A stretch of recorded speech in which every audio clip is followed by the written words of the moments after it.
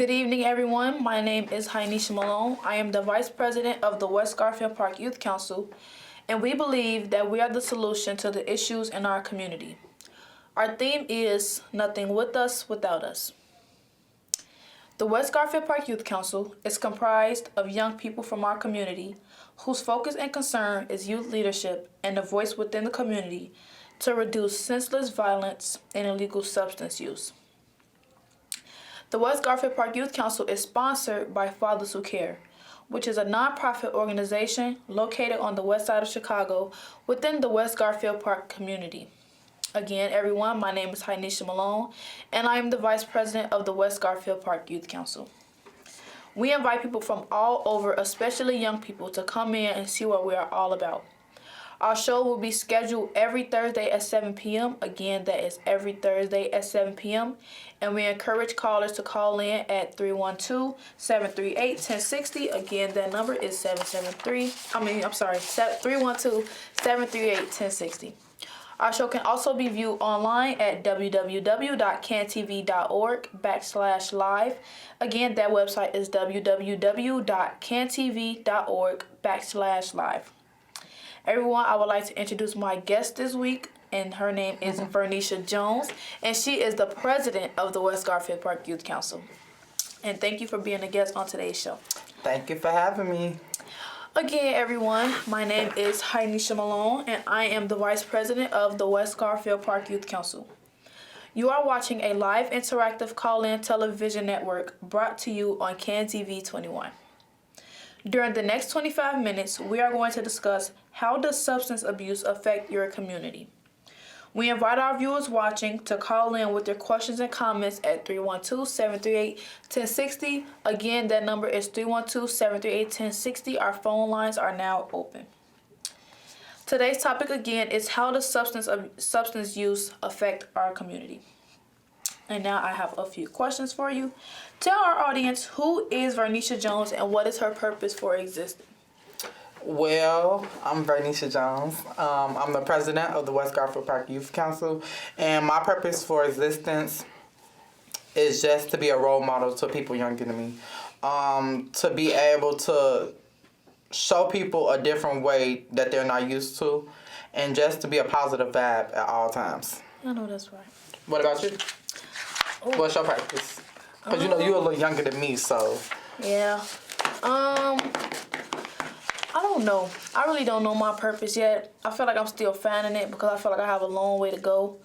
So right now, I'm really just trying to find what interests me first, see what I'm interested in, what could keep me for a long period of time, and I just do it and then just get uninterested. I want to see what I'm really passionate about.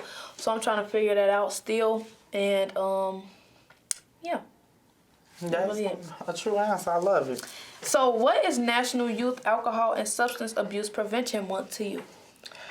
The month focuses on preventing alcohol and substance abuse by young people. True. That's very straightforward. Do you feel like alcohol and substance abuse is affecting your community? Why or why not? Of course. I feel like it's been affecting a lot of communities for a long time, not just now, but I feel like it's becoming worse. Mm-hmm. I feel like as time goes on, it just becomes worse and worse and worse, and I feel like that because I don't know, but I don't really know. But I know it's affecting us because, young people are starting to use it now, and, it's easy access to get to it, and, that's pretty much. Yeah, I agree, because, and then, since the alcohol is being able to get to the kids and get to the community and get to the young people, it's now that they have it, it's they look forward to nothing else but this. So this is their source. Oh, I'm finna go have fun, so I'm finna go drink. Mm-hmm. I can't have fun without it. Yeah, I can't have fun if I'm not drunk. Or I'm feeling stressed, so I'm finna go get drunk. Or get high. Or get high, stuff like that. Or get high and all of that stuff. So it's that's an outlet for them. They get introduced to it. And then you can do it so young. Yeah, you can. When I was in high school going on prom, my mama wouldn't dare give me a bottle of champagne to Yeah. take. Like, you know, they gave us little play bottles, but she wouldn't dare give me no real bottle of like liquor. Sparkling, like Yeah, some sparkling, sparkling juice or something. But now kids are real life getting high, popping pills just to go to prom. Yeah. You know, so I know is it's taking, bad. it's taking over. Kids are, for one, are becoming grown too fast. Yeah. And so I feel like alcohol and substance abuse is definitely a big one. Yeah, and I feel like a lot of it is caused by peer pressure too. Mm-hmm. Because somebody else doing it. Yeah, because there's a lot of people that I know who would never try to get into that stuff, but they were surrounded by people who did it, so they felt like, okay, these my friends, I have to do what they do because we're friends. If I don't do it, I'm gonna be the outcast. They're gonna think I'm weird. They're gonna think that I'm boring, that I don't want to do what they do and have fun. But it's like you can't put yourself in another person's shoes and be like, okay, I'm finna do it because they doing it, because you don't know why they doing that, or you don't know how they got into that, or you don't know how that's affecting them, and how far they could be if they wasn't doing that. Because taking drugs is just, I don't know.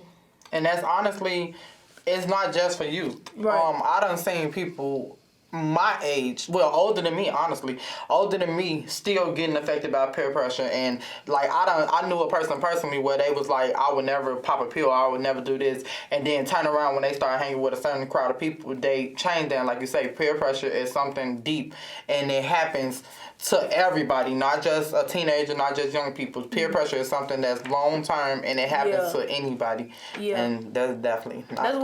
That's why it's really important to like be in control of yourself, be in control of your mind, be in control of your choices, because you could like respond to stuff irrationally and just be like, somebody can ask you to do something, you shake up and be okay, I'm gonna do it because I know that this the answer that you want to hear, instead of learning about yourself, being self-aware and being like, okay, thinking about what it is that you're finna do. Think about the terms that it's finna have when you do it, and be like, okay, no, I don't think I want to do this because I know that this and this and this is gonna happen. I know that this is the effect of this cause. Like cause and effect. So to think about it before you do it, I don't feel like they're able to do that, and I don't feel like people teach them self-awareness when they're young. So then it's like when they go out, they not self-aware and they only gonna go out what people tell them. So if somebody tell them something, they just gonna tell them what they want to hear, because all they know is people pleasing. Okay, I'm gonna tell you what you want to hear. I'm gonna do what you want me to do, and like that's what they follow when they go out into the real world. So should parents talk to kids about drugs and alcohol, and how blunt should they be about it? Very blunt. Yeah. Very blunt. So just prime example talking about that. I was just at a what's that called? So I just recently did my gun range class. Basically did my CC for my concealed carry class. And we was in there talking about basically with guns.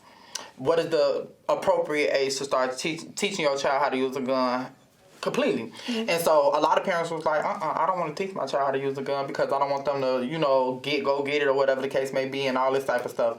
And then the instructor explained to us the simple fact of, so if something was to happen in your house and you couldn't get to your gun, but your child know how to use a gun, you wouldn't want somebody else in your house to be able to help you if it was necessary. Right. Or you wouldn't want to teach your child how to use a gun, and then you not teaching them how to use a gun, but then they get very curious about how to use a gun and they go touch it on their own. Right. And so that's the same as talking about drugs and talking about any type of conversation that you could have with a child about different stuff growing up. I feel like you should be very blunt with talking about anything to your child, because of the simple fact you don't want your child to go searching for the answer from nothing else. Right. And so even when it comes to drugs, alcohol, sexual content, all that, everything, I feel like you should just be blunt and have them type of conversations with your child, because little do you know, a child is thinking about all of that. Yeah, they are. As you get certain ages and you understand that these kids are in school and kids are talking about certain stuff and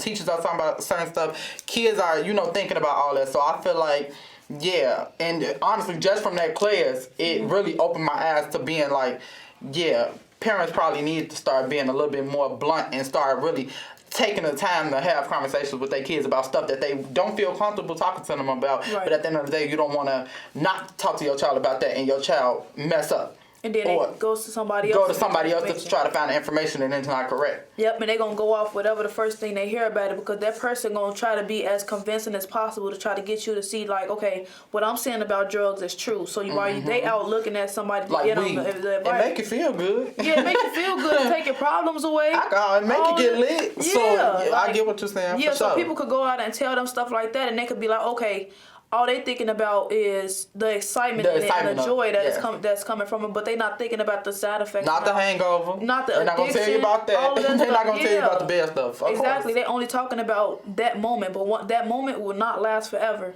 And I feel like parents being your parents, they gonna, since you're most vulnerable with your parents, if you are, then it's like they could tell you like, okay, this is this drug.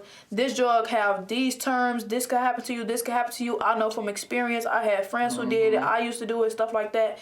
So they could give them like real examples of what can and can't happen when you use drugs and how it can benefit you to not use them instead of going out to somebody and trying to look for answers. Where it's like, okay, yeah, do it. Why not? Like, you only live once, just do it. But it's like, and that's a lot of people answer. Yeah, a lot of people just be like, okay, well, you only live once, just have fun and all that stuff. But it's like there's a lot of people who have goals and they like goal oriented and they have stuff that they want. You can't get a job if you smoking weed and you drinking alcohol, and you can't function correctly. You can't even be aware of yourself or your surroundings if you just so zoned in from like exactly. And like it's good to be aware of your surroundings just in case like bad stuff finna go down, or you see people getting into like altercations, you can like, move out the way. But if you too high or you too drunk off of all of these substances, then it's gonna put a lack in your pep, and you're not even gonna know when to move or when to leave and stuff like that, causing like it could like possibly have like bad stuff happen to you. See, you're a young person, but your mind is on a whole different level. Yeah. And that's a good thing, because you have people that's 16 years old, and their mindset is nothing like that. The stuff that they speak would never sound nothing like how you talk. And to know that to know that that's how you feel about this type of situation, where you would think at your age, you would probably be like, oh, I really want to try that, and I know personally that you're the type of person where it's like, I don't want to do this, I don't want to do that, I don't want to, you don't allow peer pressure to get to you. So I really like the fact how your upbringing, and everybody don't have that, so it's not as easy as you being able to come up with your granddaddy or come up with people that care about you and stuff. Some people don't have that. So like I said, even if it come to parents and stuff, you have kids that don't have, a parent to go to and talk to, or a parent to come to talk to them, or, a lot of people only have the streets. Yeah. So it's like, that makes a big difference. Yeah, that's what I was telling my granddad last week, how I really appreciate how everybody raised me. You, my mom, my dad, my grandma, my granddad, like all of y'all taught me all of these things to like make me who I am today, and it took me away from being peer pressure into doing stuff. Y'all knew, like when I had certain friends, y'all knew, okay, they into that stuff, you don't want to be around them, but I couldn't see that. I was so upset that y'all kids never do. That's how we was with our mama. She'll be like, he not the one for you. Yeah, or don't go she not your friend. We'd be like, Mom, you just don't want me to never. You just don't like them. Exactly. That's but the whole time you end up seeing what your mom was talking about. Exactly. My whole grammar school year, my mom never let me hang out with my friends. I just went to school and went back home. Went to school and back home. I was involved in like after school and stuff, but she just never let me. But after I left grammar school and I seen what kind of people they were, and what they did after school, like all the stuff they was involved with, it was just like, now I see what my mom was talking about, and I could not see what she was talking about. Adults see stuff that kids would never see. Yeah. And that's just something that's gonna continue to go on and on and on. Like you said, like I said, we did that to our mama. Yep. When she thought that person was our friend, that person, at the end of the day, we wanted to figure out if that person was our friend, because we don't know why but that's something that's ongoing. Yeah. It's gonna keep happening. That's just how the world works when it comes to, people and parents, but I hope it get better. But that's normally just how it go. Kids are more adventurous. Kids want to, test a little bit. Yeah, find it on their own and do what they can to find it on their own. Yeah. And I'm glad that my mom did do that, because if she didn't, I feel like I would be a entirely different person, because I would have been introduced. I probably would have been peer pressure into doing something that I didn't want to do, or anything. Like, I'm just really grateful that my mom was like, okay, no, you're not doing that. And I didn't see it. Yeah, I didn't see it, but now I see exactly why she did it, and I'm grateful that she did it. Okay. So, does the community play a role in enforcing drugs on youth? Yes. How? Because you see the drug dealer on the corner saying $15 bags, $10 bags. Yeah, when they hit low prices like that, they just go and get it. Yeah, you, for one, with marijuana and stuff, you could just go to any corner and see somebody that's flaunting off selling marijuana or flaunting off selling pills. And like with liquor and stuff, you see somebody outside the store, you could ask them to go buy you some liquor. Right. Or, you know, a lot of times when you go in liquor stores, they don't even ask you for an ID if you look old enough. So I feel like, yes, the community definitely plays a big role in young people having alcohol and substance abuse. Yeah, and I feel like a lot of times I think like a lot of times, one time I was in a store and I seen it was a male worker, and it was a young girl who came in trying to get liquor, and he was like liking on her or something. So he just let her get the alcohol without having to ID her because he was looking at her in that type of way. So he like just let her go back. He like, oh, you ain't gotta give me the ID, and she was underage. So it's like they just if they see something that they like, they just gonna let it pass. Or if you just look, you look old enough, but it's like you don't know that. Like you just going off of what you think. Oh, she look old enough. Just take it. And because you understand, like say for instance, you going into a liquor store. If you going into a liquor store in the midst of them being busy, they trying to get everybody out of there. Yeah, true. They ain't, for the most part, at the end of the day, they not thinking, you giving them money. They not thinking about the fact, you know, you might have some people that's firm on a card and all that type of stuff. Yeah. But you have some of them they trying to get their customers out of there, and at the end of the day, you spending some money. So they gon', okay, you look old enough. You know, I done plenty of times went in stores and, you know, they ain't ID me or whatever the case may be because they felt like they assumed I was older than what I was supposed to be. Yeah. And that's just something that happens, and like I said, even with the drugs, is being able to just get it, even at a young age. Right. They not gonna tell you, oh, you look like you only 12. I'm not gonna sell you no weed. You, right. No, they're gonna sell it to you. Yeah. So it be kids out there that be that age going out there selling it. Yeah. So yeah, it's like community is play a big part in it. Big part in it. So are drugs and alcohol easily accessible to young people, and why or why not?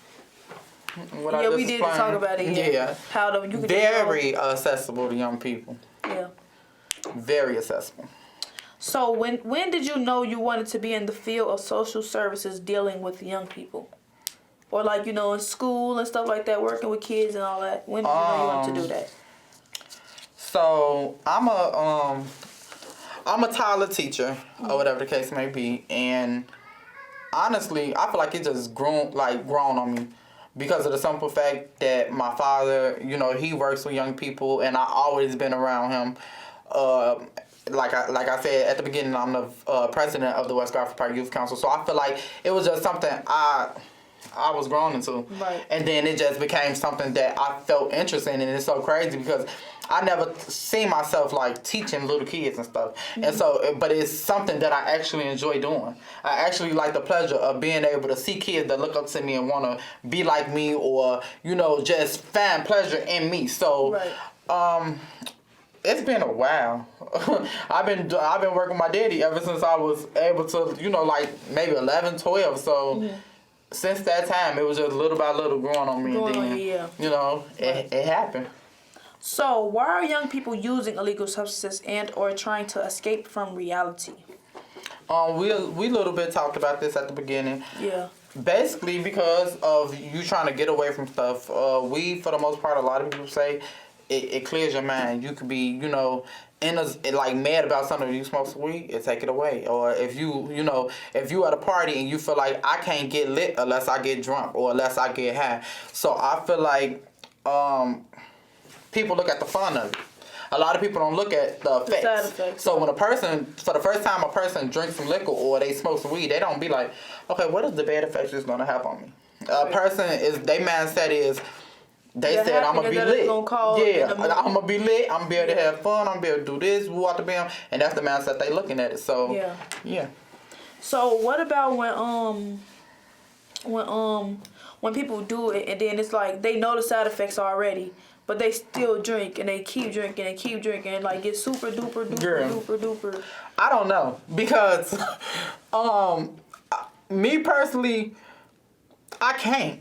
Right. Like after I get an effect that I don't like, it's over. It changed my whole mindset, like, honestly, because I don't want to feel like that anymore. So when you have people that do it and just keep doing it over and over to the point where it's of making them that way again and again and again. And they don't. I don't know, because I done seen people that they do it again and again to make that same way with bed hangers. I can't do it because I don't like the way it make me feel, right. or I don't like the way I act when I do it. So me personally, if it gives me a bad vibe or it shows me a different route, I don't want to do it again because I feel like.